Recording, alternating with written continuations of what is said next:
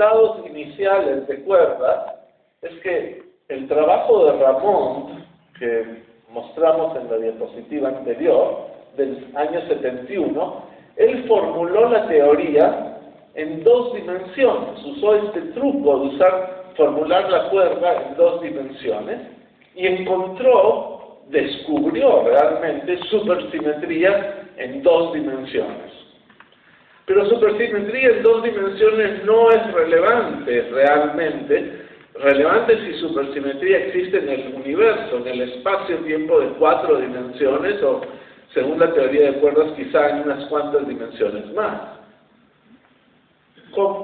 Cuando los resultados de Ramond se unieron a los resultados de Neve y Schwartz en el año 71, apareció indicios en la teoría de cuerdas que había supersimetría en el espacio-tiempo también. No solo supersimetría en dos dimensiones donde vive la cuerda, sino supersimetría en el espacio físico que estamos interesados.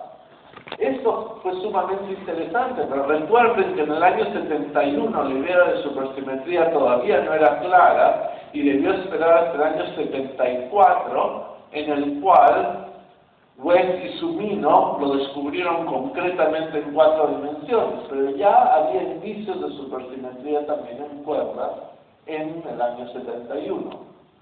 Cuando supersimetría en el 74 fue confirmada, Glotz, Scherk y Olive regresaron a estos resultados de Ramond y Neve-Schwartz y comprobaron que efectivamente había supersimetría del espacio-tiempo de 4 dimensiones en cuerdas, o de 10 dimensiones, que a veces usa la teoría de cuerdas, y por lo tanto ellos formularon la primera teoría de supercuerdas. En el año 76 aparece la primera teoría de supercuerdas. Ahora quiero dar un ligero sabor de cómo se hacen estas cosas matemáticamente. Entonces voy a describir cómo se analiza la supersimetría matemáticamente, cómo la descubrieron, y fue una historia muy interesante, y dado, digamos, no es necesario entender todas las fórmulas que voy a escribir, pero si las ven van a poder tener una idea clara de cuál es la técnica y cuál es la sorpresa que sucede. Tenemos que supersimetría requiere algo fundamental. Hemos dicho que supersimetría mezcla tipos diferentes de partículas. Bosones y fermiones son intercambiados. Por lo tanto, supersimetría demanda que si una teoría tiene un bosón de cierta masa, tiene que haber un fermión de la misma masa.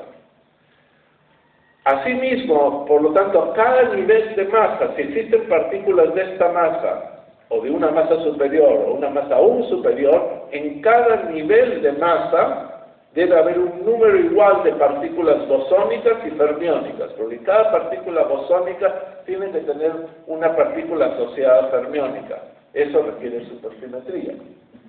Entonces, la teoría de cuerdas tiene vibraciones de todo tipo de energías. Por lo tanto, una teoría de cuerdas es realmente una teoría de un número infinito de partículas a diferentes niveles. Entonces, tenemos que chequear que a cada nivel de masa el número de partículas bosónicas es igual al número de partículas fermiónicas.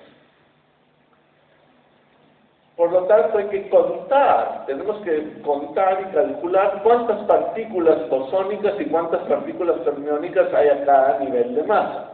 Esto se hace con una función que se llama una función de generación, que tiene una expansión en potencias de su argumento x. Por lo tanto, podemos escribir una serie en la cual la función de x es expandida como una suma desde 0 hasta infinito de a sub n por x a la n, donde a sub n es un número entero, z indica los números enteros.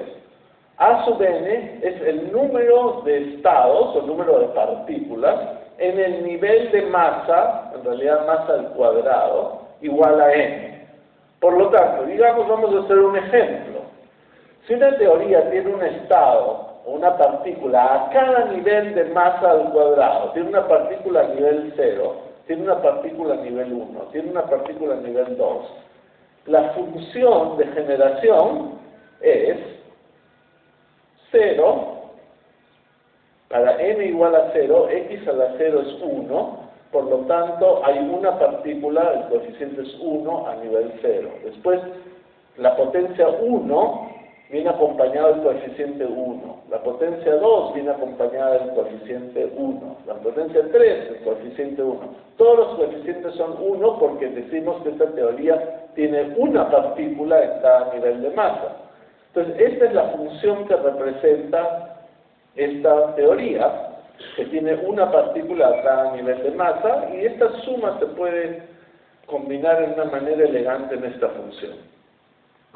Por favor, una más. En las supercuerdas los cálculos son un poco más complicados.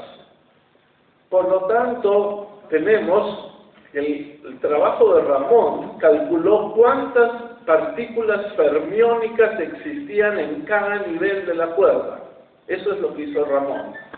Y él obtuvo esta función que describe tal cantidad de partículas. Por lo tanto, tenemos que expandirla en potencias de x. Esto se puede hacer a mano, pero es más fácil hacerlo con una computadora y nos da los primeros resultados. Por lo tanto, acá dice que esta teoría de supercuerdas, los estados fermiónicos, tenemos 8 estados fermiónicos a masa 0, 128 estados fermiónicos a masa 1, 1152 a masa 2, 7680, 42112 a masa 4, y bueno, si tiene una computadora más potente puede calcular los primeros 100 números, pero estos números crecen muy grandes, muy rápidamente. Cada vez hay más partículas, la teoría de cuerdas tiene cada vez más partículas a niveles más altos. Entonces estos son los estados fermiónicos. Los estados bosónicos de las supercuerdas fueron calculados por Neveu y Schwarz.